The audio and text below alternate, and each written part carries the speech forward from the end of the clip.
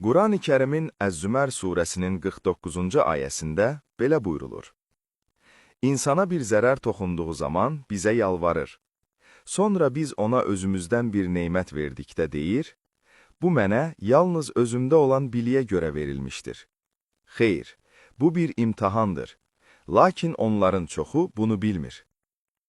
Bu ayə insan təbiətində müşahidə olunan psixoloji və sosial bir paradoksu açıq şəkildə ortaya qoyur. İnsan sıxıntı, xəstəlik və ya çətinliklə üzləşdiyi zaman öz acizliyini dərk edir və fövqəladə qüvvəyə, yəni Allaha müraciət edir. Bu vəziyyət insanın fitrətindəki ilahi asılılıq və zəifliyin təzahürüdür.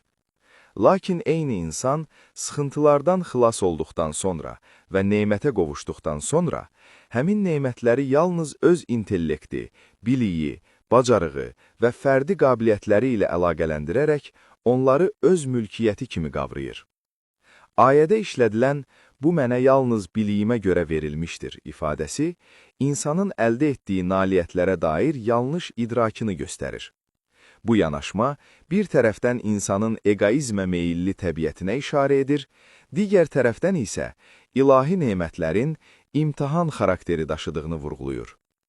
Ayənin sonundakı, "Xeyr, bu bir imtahandır, lakin onların çoxu bilmir" ifadəsi, Quranın sosioloji bir həqiqəti təsbit etdiyini göstərir. İnsanların əksəriyyəti, dünyəvi uğurları və sərvətləri imtahanın bir parçası kimi deyil, öz müstəsna qabiliyyətlərinin nəticəsi kimi qəbul edir. Beləliklə, ayə həm psixoloji, həm də teoloji bir həqiqəti açıqlayır. İnsan nemət və var-dövlətlə sınağa çəkilir, lakin çox vaxt bu həqiqəti unudur və egosentrik düşüncəyə qapılır. Buradan çıxarılan nəticə budur ki, Quran insanı nemətlərə sahib olduğu anda da Allahı yada salmağa, Allahı unutmamağa, yəni burada ehtiyacı olanlara yardım etmək nəzərdə tutulur və hər bir nailiyyətin ilahi bir imtahanın tərkib hissəsi olduğunu dərk etməyə çağırır.